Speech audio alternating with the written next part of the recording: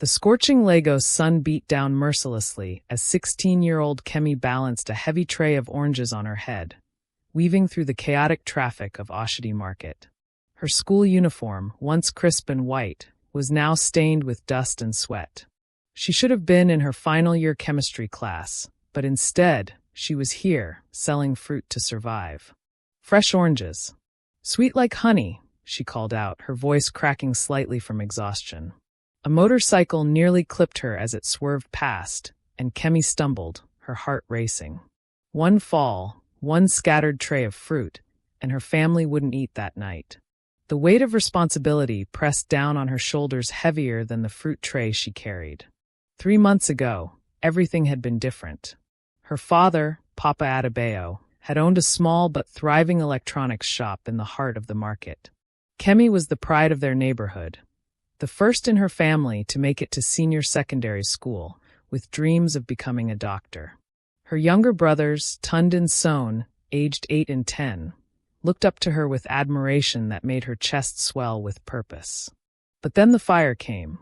It started in the early hours of a humid Tuesday morning. A faulty electrical wire in a neighboring shop sparked, and within minutes, half the market was engulfed in flames. Papa Adebayo watched 17 years of hard work turn to ash and smoke. The insurance he thought he had? The agent had disappeared with everyone's money months earlier. Kemi, her mother, Mama Adebayo, had said that terrible morning as they stood among the charred remains. "Your father is a broken man. We have nothing left." And truly, Papa Adebayo had retreated into himself like a wounded animal. The man who once regaled them with stories and jokes now sat silently in their tiny one-room apartment, staring at nothing. The medical bills for his diabetes, which they could barely afford before, now seemed impossible. That's when Kemi made her choice. "I'll take care of us," she announced to her shocked family. At 16, she dropped out of school and borrowed money from a local loan shark to buy her first crate of oranges. Now, as she navigated the unforgiving streets, dodging aggressive drivers and persistent beggars, Kemi felt the weight of her sacrifice every single day. Her dreams of medical school seemed as distant as the stars.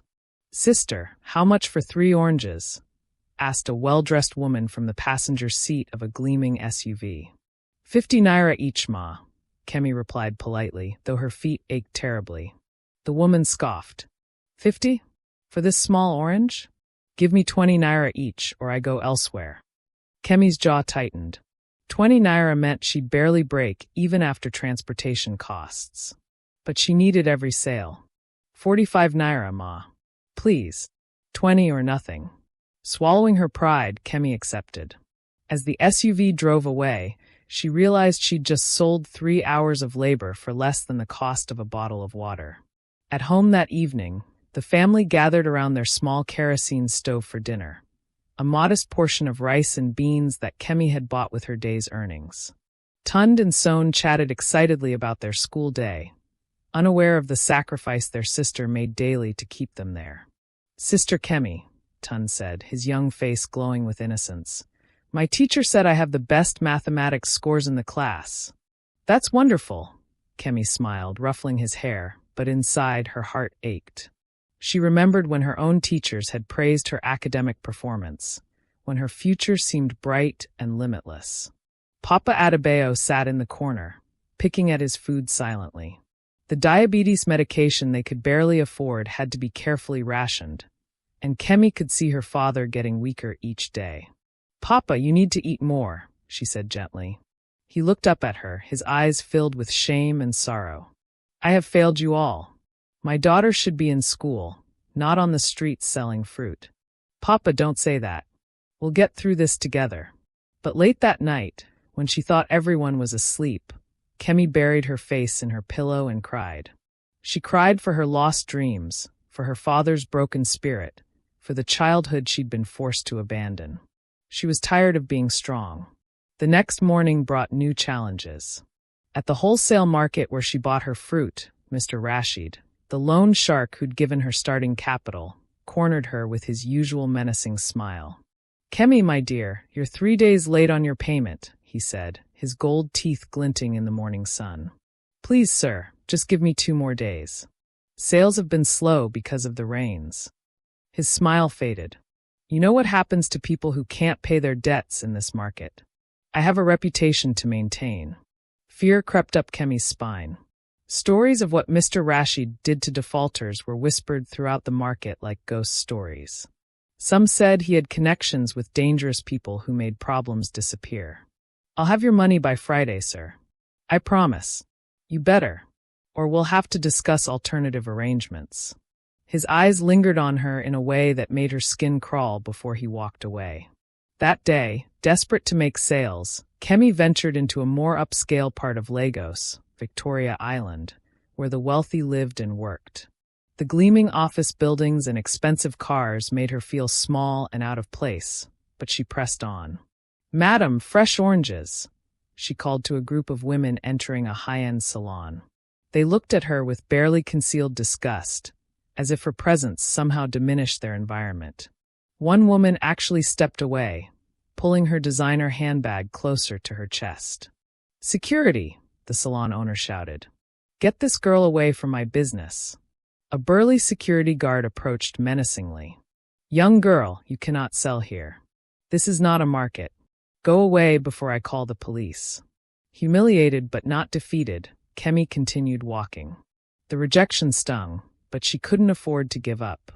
As she turned a corner, she nearly collided with a tall man in an expensive suit who was talking rapidly on his phone. "Watch where you're going," he snapped, then paused as he took in her appearance. The heavy tray, the sweat on her brow, the determined look in her eyes. "I'm sorry, sir," Kemi said quickly, steadying her tray. The man, still holding his phone, studied her for a moment. There was something in his expression she couldn't read. "How old are you?" 16, sir. "And you're not in school because—" "I am the breadwinner for my family, sir." The words came out with quiet dignity, despite her embarrassment. He was quiet for a long moment, then said, "What's your name?" "Kemi Adebayo, sir." "Wait here." He walked a few steps away and continued his phone conversation. Kemi couldn't hear everything, but she caught fragments. Remarkable young woman, responsibility, second chances. When he returned, he handed her a business card. "My name is Dr. Williams. I run a foundation that helps young people in situations like yours. Come to this address tomorrow at 10 a.m. Before Kemi could respond, he was gone, leaving her staring at the elegant business card in her dusty hands. That evening, she showed the card to her family. Mama Adebayo was skeptical. These rich people, they make promises they don't keep. Don't get your hopes up. But Papa Adebayo, for the first time in months, showed a spark of interest. "Dr. Williams. I know that name. He's a heart surgeon. Very respected. If he wants to help, maybe." "Papa, do you really think so?" For the first time since the fire, her father smiled. "My daughter, you have shown such courage these past months. Maybe God is finally answering our prayers." The next morning, Kemi put on her best dress, a simple but clean outfit she reserved for special occasions. The address led her to a modern office building in Ikoyi. She felt intimidated but determined as she approached the reception desk. "I'm here to see Dr. Williams. My name is Kemi Adebayo." The receptionist, a polished young woman, looked her up and down with barely concealed surprise. "You have an appointment?" "Yes, ma. He told me to come at 10 a.m. After a brief phone call, the receptionist's demeanor changed completely. "Please, take the elevator to the 5th floor. Dr. Williams is waiting for you." The elevator ride felt like ascending to another world. When the doors opened, Dr. Williams was there to greet her personally, his warm smile putting her immediately at ease. "Kemi, I'm so glad you came. Please come into my office." His office was magnificent, floor-to-ceiling windows overlooking Lagos Island, certificates and awards covering the walls, comfortable leather chairs.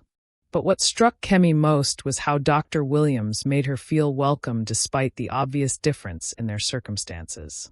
"Tell me about your family," he said, settling into his chair across from her.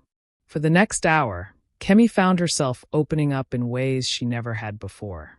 She told him about the fire, her father's illness, her brother's education, her own abandoned dreams of medical school.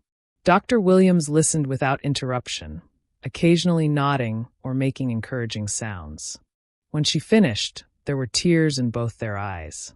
"Kemi," he said softly, "what you've done for your family is extraordinary. But you shouldn't have to sacrifice your own future. What if I told you there was a way for you to help your family and pursue your education?" Kemi's heart began to race. "Sir, my foundation provides scholarships for exceptional young people from disadvantaged backgrounds. But it's not just money for school fees. We provide comprehensive support, medical care for your father, educational support for your brothers, and a small business loan to help your mother start something sustainable." Kemi stared at him, afraid to believe what she was hearing. "There are conditions, of course. You'll need to take remedial classes to catch up on what you missed. Your grades must remain excellent.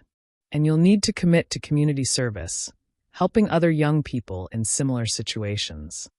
"Sir, I don't know what to say." Dr. Williams smiled. "Say yes, Kemi. Say yes to your future." Through tears of joy, she whispered, "Yes, sir." Yes.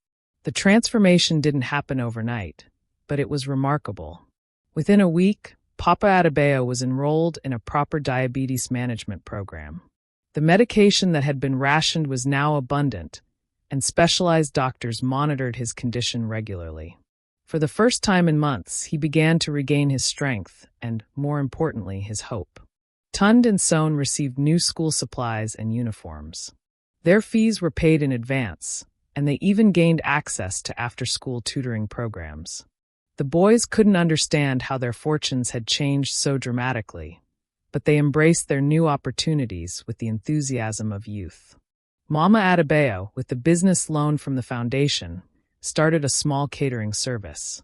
Her cooking had always been legendary in their neighborhood, and now she could turn that talent into sustainable income. Within weeks, she had regular customers and was even catering small events. For Kemi, the change was most profound. She returned to school, but not without challenges. Her classmates, who had continued their education while she was selling fruit, were ahead in many subjects. The mathematics and physics that had once come easily now seemed foreign and intimidating.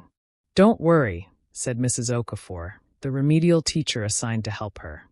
"You have something many of your classmates lack: real-world experience and determination. Use that strength."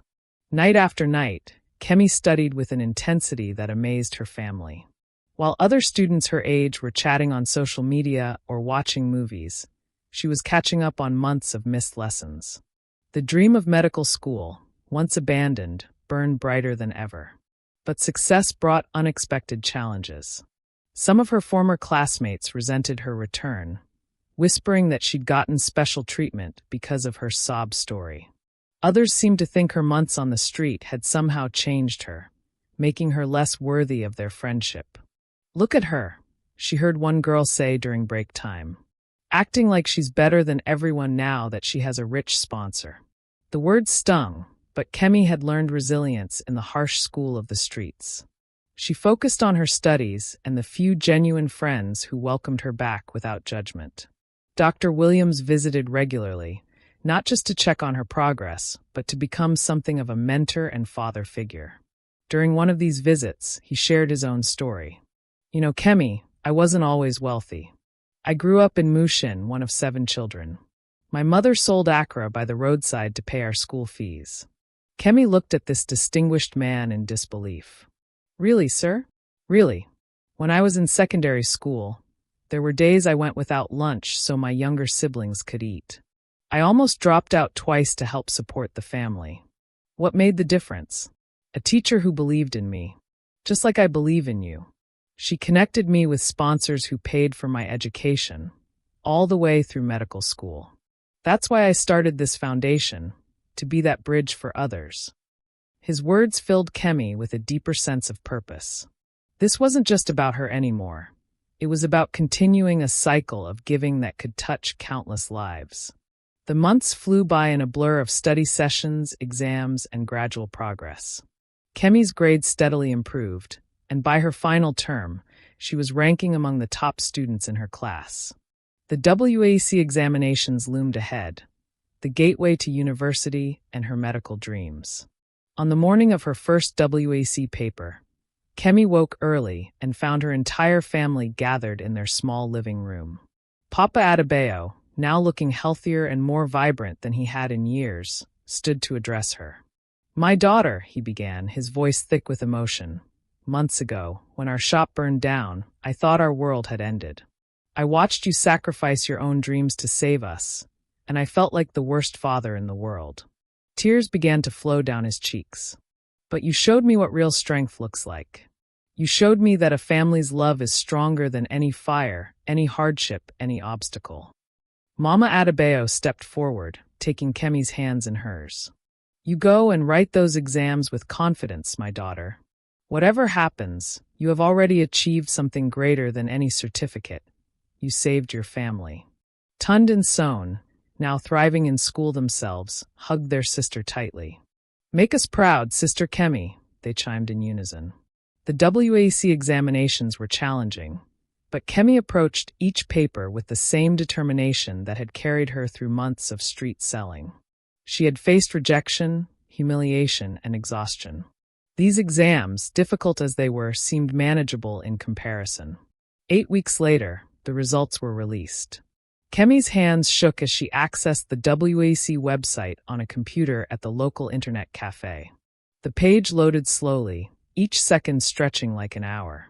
Then there it was, 9 A's, including distinctions in biology, chemistry, physics, and mathematics. "I did it," she whispered, staring at the screen in disbelief. Then louder, "I did it." The entire internet cafe erupted in celebration as news of her results spread. Customers and workers who had watched her story unfold over the months cheered and clapped. Someone called her family, and within minutes, Papa Adebayo arrived with Mama Adebayo, both of them crying with joy. Dr. Williams received the news and immediately called. "Kemi, I'm so proud of you. With these results, you can get into any university in Nigeria. Are you ready for the next chapter?" "Yes, sir. More ready than I've ever been." But the real test came during the university application process. The University of Lagos, her first choice for studying medicine, was notoriously competitive. Thousands of brilliant students applied for only a few hundred spots. The day of the entrance examination arrived with typical Lagos chaos. Traffic jams, overcrowded venues, and nervous energy that could be felt in the air. Kemi arrived early, her heart pounding with a mixture of excitement and anxiety. As she waited in line to enter the examination hall, she noticed a familiar figure nearby. A young girl, probably about 14, selling bottled water to the anxious students and their parents. The girl's clothes were worn, her expression desperate as she tried to make sales. Something about the girl's determined posture reminded Kemi powerfully of herself, just a year earlier. Without hesitation, she approached her. "Sister, what's your name?" The girl looked up suspiciously. "Why do you want to know?" "I want to help you. I don't need pity." Kemi smiled. "Trust me, I understand. I'm not offering pity. I'm offering opportunity."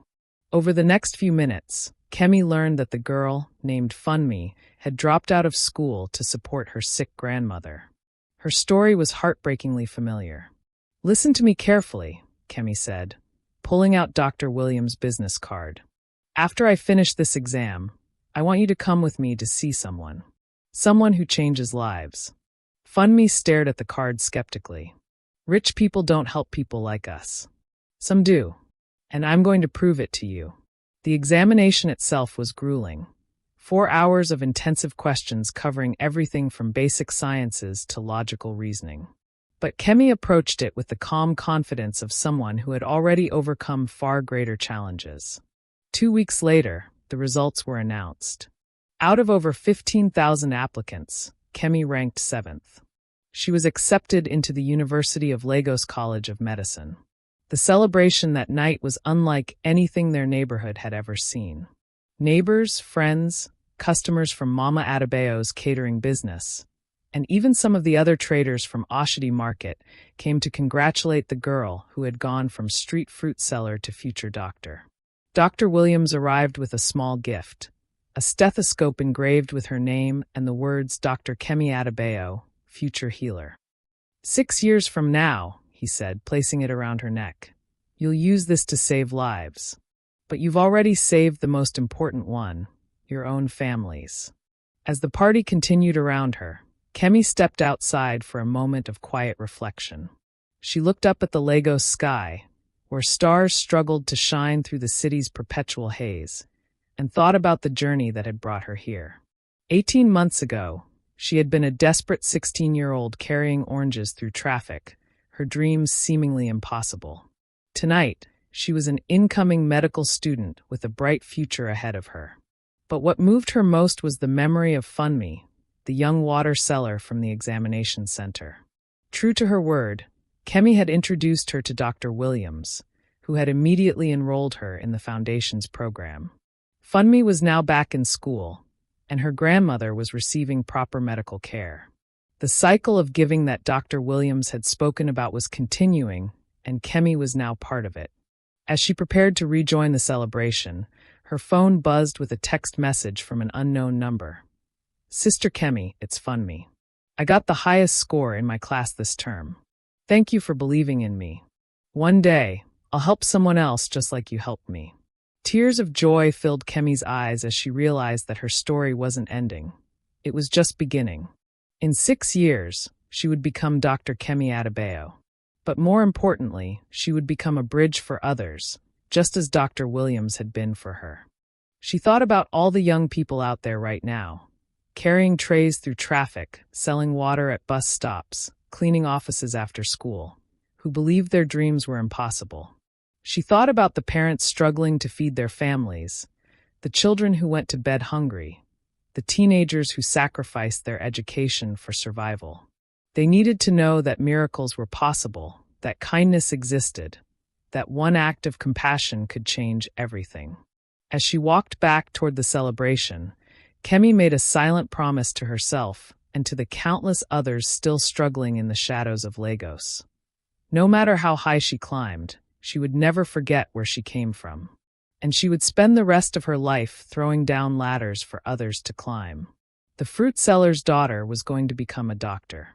But more than that, she was going to become hope incarnate for everyone who dared to dream beyond their circumstances. The stars above Lagos seemed to shine a little brighter that night, as if the universe itself was celebrating the triumph of resilience, love, and the unbreakable human spirit. And somewhere in the city, another young person carrying impossible burdens looked up at those same stars and dared to hope that tomorrow might be different. The story continued, as it always does, one dreamer at a time.